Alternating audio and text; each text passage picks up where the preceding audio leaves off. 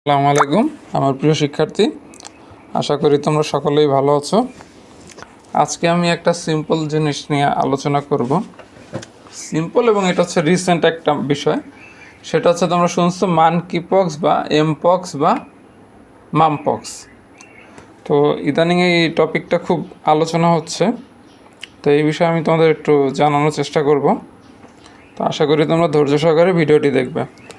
দেখো, অলরেডি 2024 সালের 14ই আগস্ট বিশ্ব স্বাস্থ্য সংস্থা মানকিপক্সকে একটা আন্তর্জাতিকভাবে জনস্বাস্থ্যের জন্য হুমকি বা উদ্বেগের বিষয় হিসেবে ঘোষণা করেছে। এটা একটা ভাইরাসজনিত রোগ যা পশু থেকে মানবদেহে ছড়ায়। এই রোগের কিছু উপসর্গ আছে অনেকটা হচ্ছে স্মল পক্সের মতো।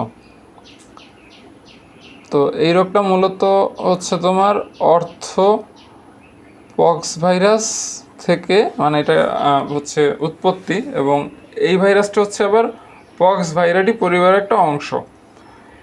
এই ভাইরাসের প্রাকৃতিক পোষকের উৎস সম্পর্কে এখনও কিছু জানা যায় না, মানে ভাইরাসটা আসলে কীভাবে উৎপন্ন হয়েছে সেই সম্পর্কে কিছু জানা যায় না। তবে মানে এখন পর্যন্ত যেটা হচ্ছে গিয়ে চিন্তা করা, সেটা হচ্ছে এটা একটা আফ্রিকান বানর থেকে এটা মানে ছড়ায়।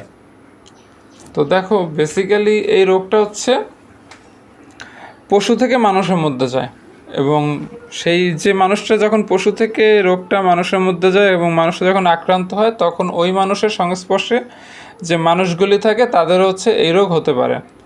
তো এই রোগের হচ্ছে প্রথম লক্ষণটা হচ্ছে শরীরে কিছু র্যাশ হয়, এবং যেটা হচ্ছে অত্যন্ত যন্ত্রণাদায়ক, পাশাপাশি জ্বর হয়, কিছু অংশ হচ্ছে ফোসকা ওঠে। অধিকাংশ মানুষই এটা সচরাচর নিজে থেকেই সুস্থতা লাভ করে, আর কিছু কিছু লোক খুব অসুস্থ থাকে। আর হচ্ছে গিয়ে তোমার এই রোগের ক্ষেত্রে তুমি যদি আক্রান্ত কোনো ব্যক্তির, মানে এই রোগে আক্রান্ত ব্যক্তির সংস্পর্শে যাও বা এই রোগে আক্রান্ত কোনো পশুর সংস্পর্শে যাও, তাহলে এই রোগ হতে পারে। তাছাড়া কাউকে স্পর্শ করা, চুম্বন করা, সহবাসের মাধ্যমে এই রোগ হতে পারে। এমনকি পশু শিকার, পশুর চামড়া ছেলা, রান্নাবান্নার মাধ্যমে এই রোগটা হতে পারে। মানে বেসিক্যালি এই রোগে আক্রান্ত পশু, আবার যে কোনো পশু না, অবশ্যই রোগে আক্রান্ত অথবা এই ভাইরাসটা যদি কোনো পশুর মধ্যে থাকে তাহলেও হতে পারে। তো এখন আসা হচ্ছে গিয়ে এই রোগের হচ্ছে লক্ষণগুলি কী কী। মানকিপক্স ভাইরাস দ্বারা আক্রান্ত ব্যক্তির মধ্যে রোগের লক্ষণগুলি সচরাচর 1 থেকে 21 দিনের মধ্যে প্রকাশ পায়। মানে সবসময় যে সিমটম থাকবে বিষয়টা তেমন না। দেখা গেল কারোর মধ্যে 21 দিনের মধ্যে লক্ষণ প্রকাশ পেল আক্রান্ত হল, অথবা কারোর মধ্যে 1 দিনের মধ্যে পেল। তো লক্ষণগুলি 14 থেকে 28 দিন পর্যন্ত স্থায়ী হতে পারে। তবে যাদের রোগ প্রতিরোধ ক্ষমতা কম তাদের আরও কম, মানে বেশি সময় ধরে এই লক্ষণগুলি থাকে। তো মানকিপক্স ভাইরাস দ্বারা আক্রান্ত ব্যক্তির মধ্যে রোগের লক্ষণগুলি সাধারণত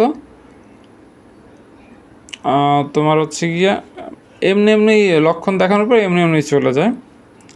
মানে এটা হচ্ছে ভাইরাল, তো ভাইরাল রোগ সচরাচর নিজের থেকে ঠিক হয়। তারপর এটার জন্য ভ্যাকসিন আছে, যেটা নিয়ে আমি পরে বলবো। তো দেখো, এখন হচ্ছে গিয়া মানকিপক্সের কিছু হচ্ছে গিয়ে লক্ষণ, যেটা আমি বলি একটু খেয়াল করে শোনো।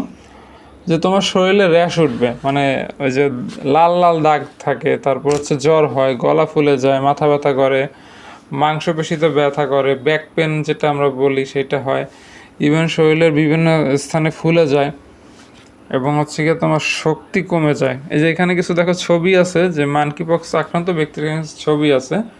তো এই লক্ষণগুলি থাকে। তো এখন বিষয় হচ্ছে যে এটা থেকে রক্ষা পাওয়ার উপায়টা কি। এটা থেকে রক্ষা পাওয়ার উপায়টাই হচ্ছে একটা হচ্ছে গিয়ে তুমি ভ্যাকসিন দিতে হবে। তো ভ্যাকসিন এখন বাংলাদেশে আসছে কিনা সেই বিষয়ে এখন আমি কোনো খবর পাইনি, হয়তো বা এসে পড়বে। আর রিসেন্ট হচ্ছে তোমার পাকিস্তানেও তোমরা শুনছো যে একজন ব্যক্তি পাওয়া গেছে এই রোগে আক্রান্ত। তো এই রোগের ক্ষেত্রে যে আক্রান্ত তার দায়িত্ব হচ্ছে যে সে ঘরে থাকবে এবং একটা রুমে থাকার চেষ্টা করবে। এর আগে যেটা আমরা ছিলাম কি, আইসোলেশন, কোয়ারেন্টাইন, এই যে করোনার সময় শব্দগুলি তোমরা শুনছো। আইসোলেশন মানে একাকিত্ব থাকা, এবং হাত পা মানে এগুলি হচ্ছে তোমার সোপ দিয়া বা হ্যান্ড স্যানিটাইজেশন দিয়া ডিসইনফেক্টেড করতে হবে, মাস্ক পরতে হবে।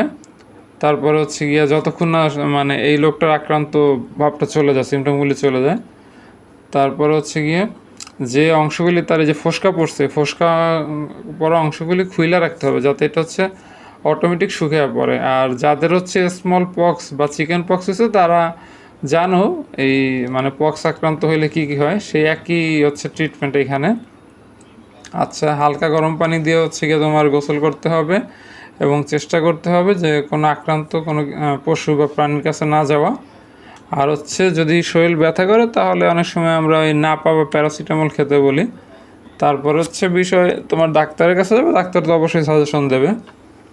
তারপরে এই ক্ষেত্রে যেটা আমরা করব না, এই যে ফোসকাগুলি কখনোই ফাটানোর চেষ্টা করব না। ইভেন অনেকে করে কি আবার একটু বেশি বুদ্ধিমান, ব্লেড দিয়ে ফোসকাগুলি ছাইচা ফেলে, এগুলি করা যাবে না। তো এইসব ক্ষেত্রে তোমাকে সাবধান থাকতে হবে। আর মানকি পক্স রোগটা হচ্ছে এখন নতুন মনে হইলেও এগুলি 1970, তারপর তখন হচ্ছে গিয়ে তোমার ওয়েস্ট আফ্রিকায় হয়, 2003 সালে হচ্ছে গিয়ে ইউনাইটেড স্টেট অফ আমেরিকায় ওইটা আসে, 2005 সালে হচ্ছে গিয়া নাইজেরিয়া আসে। এই রোগটা হচ্ছে মানে এবার যেমন অনেকটা সিরিয়াস, এতটা ছিল না। তো এই রোগটার জন্য বিভিন্ন এই রোগটার জন্য বিভিন্ন ডায়াগনোসিস মেথড আছে, যেগুলি হচ্ছে ডাক্তারের কাছে গেলে তারাই দেবে। তার মধ্যে একটা কমন মেথড হচ্ছে PCR। তো আশা করি তোমরা মোটামুটি একটা আইডিয়া পেয়েছো। তারপর তোমরা ইন্টারনেট বা বিভিন্ন জায়গায় ঘাঁটবে, আরও কিছু জানতে পারবা। রাখি, আসসালামু আলাইকুম।